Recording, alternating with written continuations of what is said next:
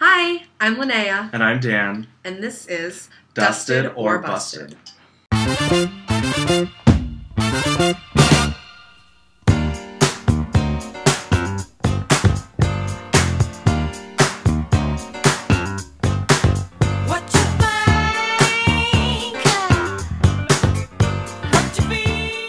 So first impressions for this week's batch of queens. Bianca was the first one to enter the workroom. And she looked pretty good, I thought. Yeah. And then it was followed by Trinity. Mm-hmm. Who kind of lacks a personality, we kind of saw. She's kind of like Tyra, if I were to like Tyra. And then who was next? Jocelyn Fox, who looked like a little 12-year-old girl when she came in. I just felt like Jocelyn isn't the brightest bulb in the box, and she seems really unpolished. And I think she thinks she's funny because in half of her little side interview things, she's just giggling at something that she said. What did Bianca say about her when she walked in with that outfit and all the jewelry? It looks like she ran into Claire's, fell on the sales rack, and said, I'll take it. So Milk entered the workroom next, and I didn't like her look at all. No, and everyone's going to hate us for saying this, but we didn't like the look. I didn't like that she had those panties on, and then the thigh-high black socks or whatever. I thought that cut her leg funny, and it wasn't flattering. It just didn't all come together. It was really hodgepodge, and those shoes didn't match. I didn't realize how tall she is. No, I didn't either. She's so tall. Next to enter was Magnolia Crawford. It didn't look like she was having a lot of fun. No, she looked like she didn't want to be there. Well, she described herself as a glamorous trash queen. Now, I don't know what that means, but if she's an example of what a glamorous trash queen is, I've seen enough.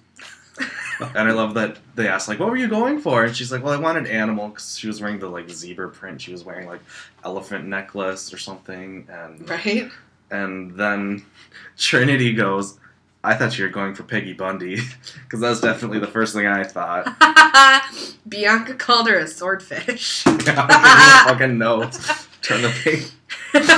And then we had Courtney. Then Courtney entered. Who had the best entrance. She did. Because she walks in, looks around, and goes, is this America's Next Top Model? And then walks out of the room. She goes, oh, never mind. And I loved her entrance look, too. Mm-hmm. Her look was really good. That was my favorite entrance look. Mm-hmm. Last to enter, then, was the Facebook contest winner.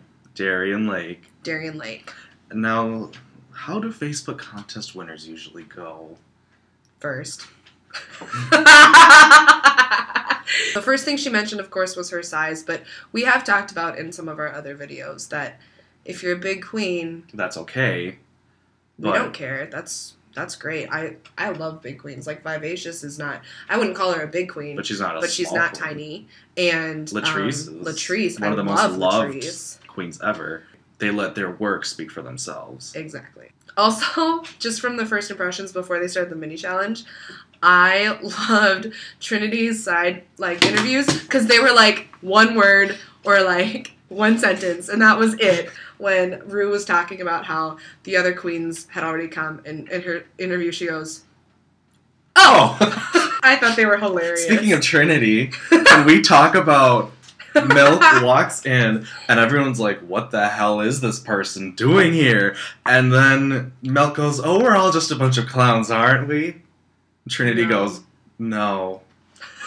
She is a woman of few words, and I love it. So then on to the mini challenge.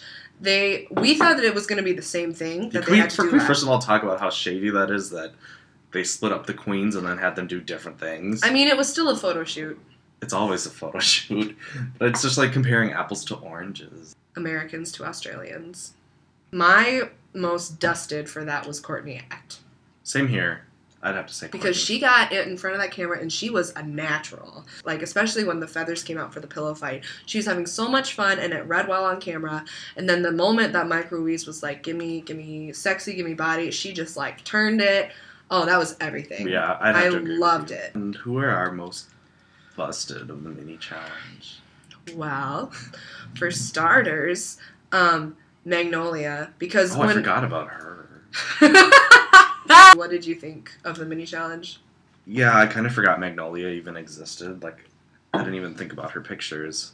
I thought Darian Lakes was kind of bad. And then when you get to Untucked, and they show, like, everyone's best and worst pictures, Darian's were pretty much identical.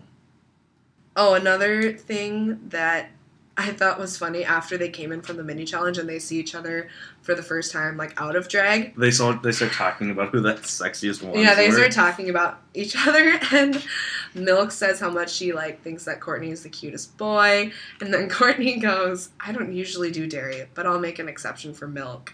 So I'm sure there are a ton of RuPaul's Drag Race fans who are shipping those two real hard right now, and I don't want that to be a thing. So then after the mini challenge, and Trinity won, so then she got to assign the boxes for the main challenge, which was to make an outfit based off of, like, party boxes, or the leftovers in a party box. And when Trinity says, Quinceañera, and Ru goes, Quinceañera? That was a good moment. Can I just mention last week's theme was so much better than this week's theme? Yeah. So they're all working on their boxes, and in the workroom, they do all of, like, their little side interview things. And when Jocelyn is sitting with the producer, and she's doing her little side thing, and she goes, well, I really think that I'm the black horse of this competition. And the producer goes, don't you mean dark horse? What did Bianca say about her? She's stupid. She's stupid. I wrote that as one of my favorite quotes of the week. We didn't think we would be too keen on Bianca. Because I thought that I was going to hate her almost as much as I hate Gia. She seemed really abrasive in the entrance interview, and Very shady. I've seen some of her comedy, and I didn't really care for it because I know she says she's an insult comic, but sometimes I thought sometimes it's too much. It crosses a line. But however, this episode, she was fantastic, and I live for it. RuPaul walks through the workroom, and she's always got these one-liners, and she's like, so how do you come up with all these quick-witted responses? And Bianca goes, well, I have a little Rolodex of hate in my brain.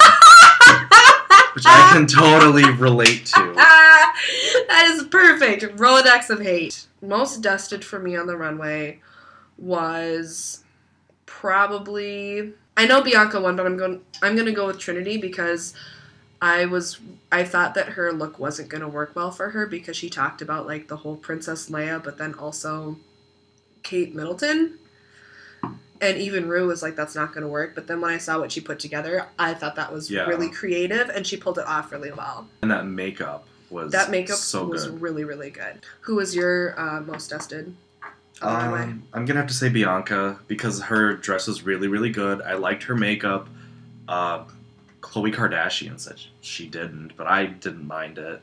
Everyone was saying that she has to blend it, but I kind of like the block colors. Like, here's the thing: if we're gonna clock her for not blending her eye makeup, then maybe we should first talk about facial hair on the runway. Moving on to most busted. Magnolia was a hot fucking mess. Yeah. That wig, you could totally see the hairline. It was awful. That makeup was just bad. It literally looked like she took the tablecloth and wrapped it around her body. And then put a bow on the back. I want to talk about Courtney's. I'm Team Courtney. However, I think that Courtney, she used the materials from the box, but she didn't use the theme of the box. It should have been red if you're going to go with the Republican Party. And we talked about she looked like a Dallas Cowboy cheerleader. She even said, she's like, I'm not a good sewer. Like, I can't really sew. So for that, she put together a garment that was within her limitations, I guess. And it didn't look bad. I just don't think it was, I just don't think it didn't fulfilled stand the out. challenge. No. My favorite moment of Untucked was, like, they were talking about, okay, let's talk about our critiques. And they just kind of look at each other. And I think Trinity is the one who says, oh, well, let's just get Magnolia out of the way. And then Bianca goes, yeah, let's get Magnolia out of the way. I think that was Darian. Really? I think it was Darian. I don't remember that. That's even better if it's Darian. What season was Serena Cha-Cha on? Last season. Okay, well, last season. when it was the Interior Illusions Lounge, everybody just lined up to take shots at her. And the same thing happened to Magnolia. Everybody just ganged up on her and basically was like, get out.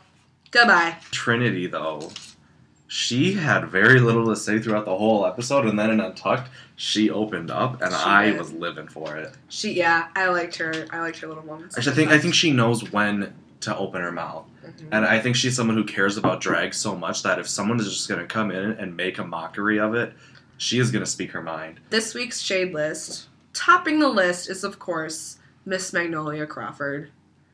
She was just a mess the entire episode. Her personality was terrible. Mm-hmm. And I don't remember which queen it was, but when they were sitting in the Untucked Lounge and they said, do you know how many queens would have given up everything to be on the show, and you're making a mockery of it? And it's one thing to just not do well in a challenge. Mm-hmm. That happens.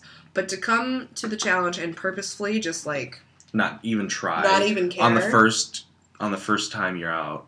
Also on my shade list is Bianca Del Rio. Now, normally, we reserve the shade list for people who we don't like and we want them to go away. But we put Bianca on the shade list because everything that comes out of her mouth is shade, but it's everything, so I live for it. Santino and Michelle continue to argue with each other, so they're on my shade list. More so Santino than Michelle, of course. Oh, and the last thing on my shade list is that it's very much like the first batch of queens versus the second. So we're calling them the Heathers versus the Boogers Part 2.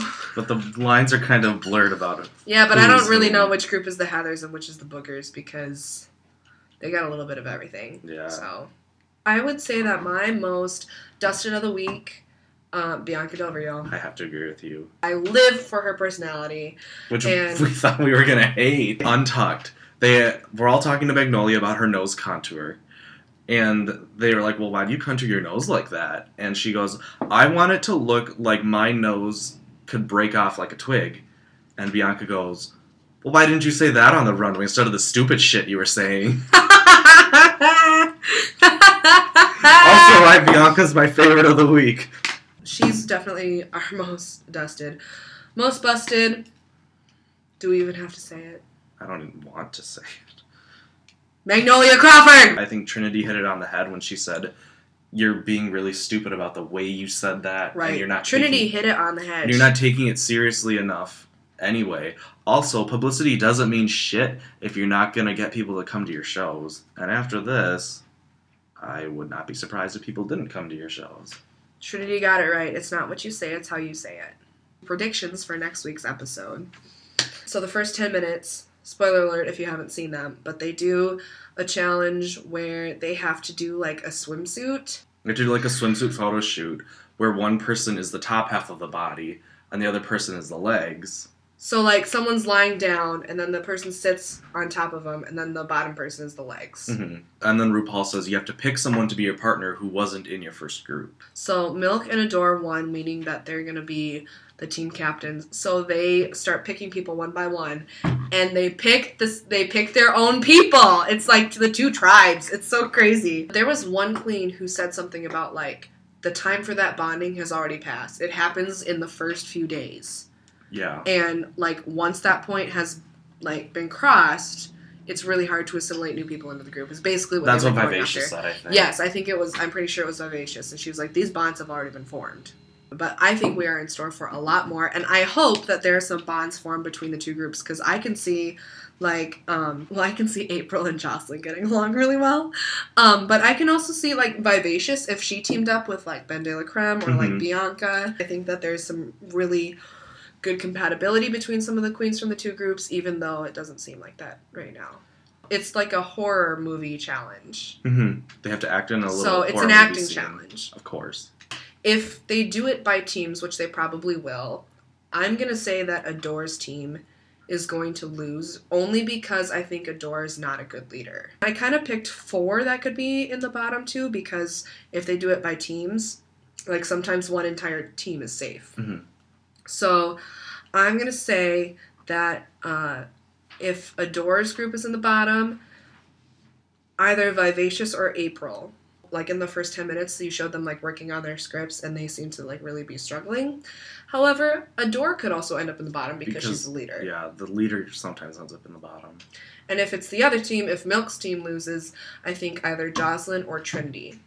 I just don't want Vivacious to go home, but I think she might be in the bottom 2 again. I think that Courtney, Bianca, Darian, and Ben de la Creme will do really well in the challenge because those are 4 queens that I think can act. Yeah. I don't know which one will win, but those are the 4 that stand out to me as they can do a character really well. Mm-hmm. This episode was kind of boring. Yeah. I liked last week's episode better. I had more to say about that. Yeah.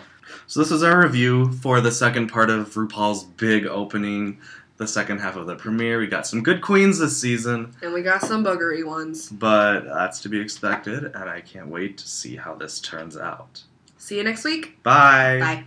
So for this week, in honor of our fallen queen, the drink we're going to make is a shot. Because just like Magnolia, one and done. This shot isn't meant to be taken seriously, just like Magnolia is not meant to be taken seriously. And so, in honor of our lovely diva, we're gonna make this shot out of wine, because she whined all the time. Because Magnolia was sour, we're gonna put sweet and sour in. And finally, because Magnolia was bitter, we're adding bitters. For the record, we did not try this shot before we made it. This is not FDA approved. Cheers. Cheers.